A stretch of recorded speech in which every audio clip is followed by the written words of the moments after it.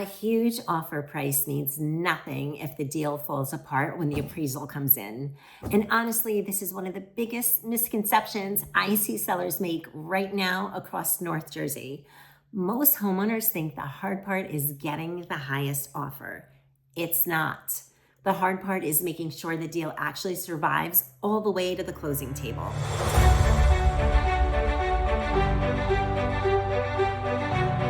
I'm Betti Russo, real estate broker associate with Keller Williams Prosperity, and today I want to walk you through why the highest offer is not always the strongest offer, especially in competitive markets where emotions start driving decisions. And if you're selling in towns like Ridgewood, Glen Rock, Montville, or other competitive North Jersey markets where buyers are stretching to compete for inventory, understanding appraisal gaps becomes incredibly important because here's what happens. A seller gets multiple offers. One number stands out immediately. Everyone gets excited. It feels like a win, but very few homeowners stop and ask the question that actually matters. What happens if the house doesn't appraise at that number? Because the moment an appraisal comes in low, the entire tone of the transaction can change drastically. Suddenly, buyers get nervous, financing shifts, negotiations reopen, timelines slow down, and what originally felt like a strong, clean deal can quickly become unstable. The goal is not to accept the highest offer. The goal is to accept the offer that's most likely to close. Because a buyer can offer any number they want on paper. The real question is, what happens if the appraisal disagrees?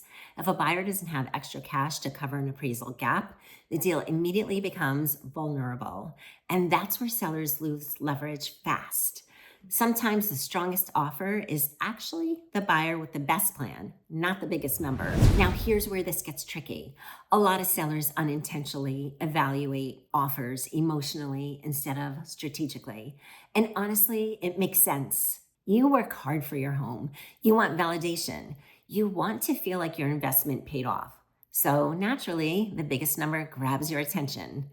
But experienced negotiation is not just about price. It's about probability of closing, probability of surviving inspections, probability of financing approval, probability of making it to the finish line without renegotiation. And this is where homeowners can accidentally create huge stress for themselves by chasing the headline number instead of evaluating the structure behind the offer. Because not all offers carry the same level of risk. Here is what actually matters when you're evaluating offers. How much is the buyer putting down? How strong are their reserves? Are they waiving part of the appraisal contingency? Have they addressed an appraisal gap directly? How aggressive is the financing structure? How much flexibility exists if something shifts? Those details matter far more than most sellers realize, especially in markets where prices have moved quickly and appraisals sometimes struggle to keep pace with buyer demand. A high offer without a strategy behind it can actually become the weakest offer at the table. And this is what sellers miss all the time. They see the number, but they don't evaluate the risk attached to the number. If the appraisal comes in low and the buyer has no plan to bridge the gap, guess who suddenly gets pressured to negotiate? You do. Now your timeline is disrupted, your leverage changes, and your entire closing starts depending on whether the buyer can financially recover from the problem. That's why smart sellers don't just compare price, they compare stability.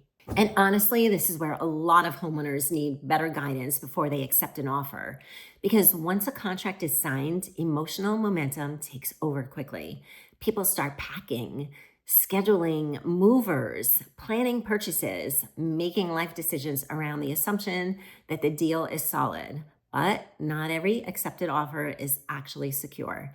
And that's the part most sellers never get walked through clearly enough.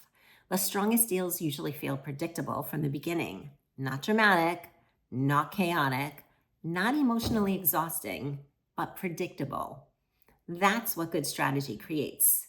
Now, that doesn't mean you automatically reject higher offers. Not at all. Sometimes the highest offer absolutely is the best offer, but you should only feel confident about that number if the buyer has demonstrated how they plan to protect the transaction if the appraisal becomes an issue. Because if there's no plan behind the number, you're not evaluating a strong offer. You're evaluating optimism, and optimism is not a closing strategy.